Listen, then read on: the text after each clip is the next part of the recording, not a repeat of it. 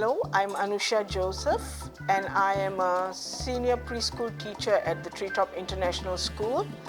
I have been here for the last 10 years, and I work with the 6-year-old children.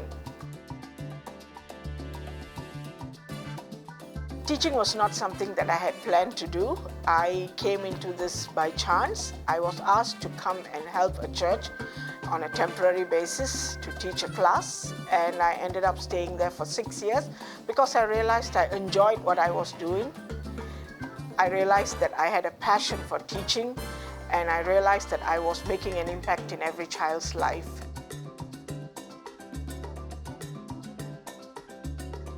Core teaching values. One is integrity. The teacher has to be honest because we have to realize that children tend to follow us. So what we are doing, we have to be very cautious. We have to be mindful of how we speak to the children, what we say to the children, because they tend to imitate us. Another thing is self-learning.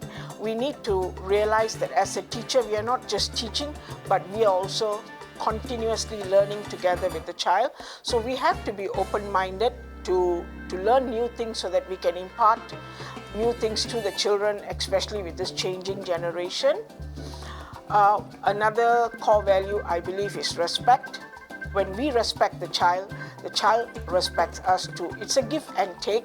We always think because they are little children, we can do what we want, which I don't agree, because respect is very important. Like I said before, children tend to follow us. So when we show them respect, they give respect, not just to us, but to the society as well.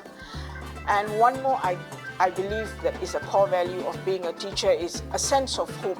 We are a sense of hope to the children because every child's learning capacity differs. So we have to be open-minded to teach in different ways so that we can reach out to all children and encourage them to know that, you know, you are the best at what you are. And we are always giving them very positive feedback to build up their confidence.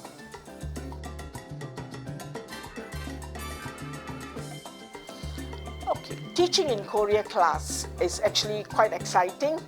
I love all the children here. But teaching during this pandemic has been very challenging, not just for the teachers, but for the children as well, because we need to find ways in getting the children to engage in classroom activities and getting them to be engaging in two-way conversation, to participate fully. And because it's online teaching, sometimes they are in their comfort zone and they are not fully engrossed in what's happening in the classroom because they are sitting in their own home and they are not with their friends, so they are missing their friends. So as a teacher, I had to come up with ways where actually they could socialize. And because online, sometimes there's a limited time, so you know they can't always communicate with their friends. So what I have done for the Korea class is this: after our whole learning session, I call it, I have created an extra Zoom session with the children on small group basis where I turn on the Zoom and I take a seat back, and these kids are actually talking to one another and sharing what they are doing at home, sharing their toys online and saying, look, I got this, I got that, oh, can yours do this? The thing that I've noticed is they are talking, and that was the important thing. They are laughing, they are sitting back in their chair and they are giggling and laughing, things that they actually do in classroom. Yes, they can't touch their friends and, you know, have physical contact, but they are still doing it, and that was something that was really great that Korea class children have been exposed to.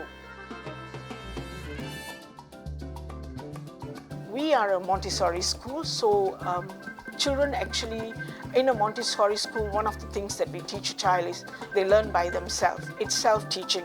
So during a physical class, they actually work with a lot of our Montessori material. It's hands-on. So now, because we are not able to do that, we have to be creative in coming up with ways where they can actually do the hands-on material at home. Say, for instance, like under mathematics, they were doing measurements.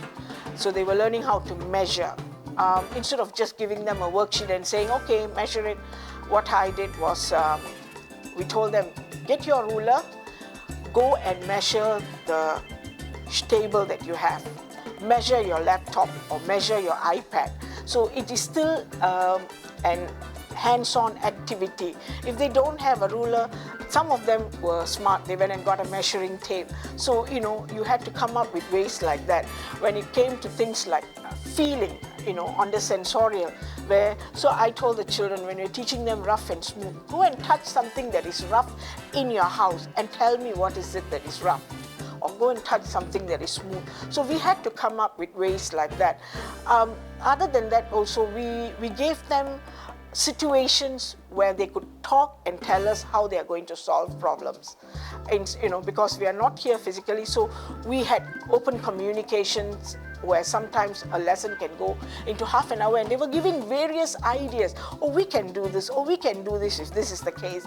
We can do that if this is the case. So, yeah, it was challenging, but like I said before, it's a learning experience for teachers. So we actually came up with ways, and we realized that children actually can do more than what they think they can, So it's up to us teachers to bring it out of them, and we can do it even though it was online.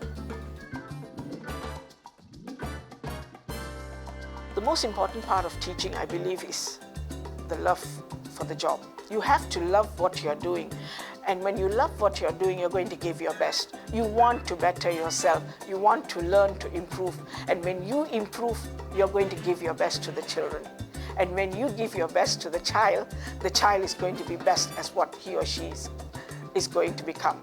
So I believe the first thing is you have to have a passion for teaching. It's a calling, it's a special calling. Not everyone can become a teacher, but yes, if you love your job, you're definitely going to give your best. I want them to know that learning never stops, irregardless of any age. I want them to know we learn every single day. Every activity that we do is a learning process. But one of the most important things I want them to know is to have the confidence in themselves and say that I can do this. It's okay to make mistakes. We learn from our mistakes, but I can still do it, and I'm going to try harder. Never give up. Never give up. Whatever it is, I'm still a star. To all the Korea class children who are doing their online lessons, I just want to wish you all the best. Enjoy yourself, stay safe, eat healthy, do lots of exercise, and we hope that we will see you soon again. Hi everyone, I just want to say thank you to everyone. I hope you all are keeping well, stay safe, and we'll see you again at the next episode.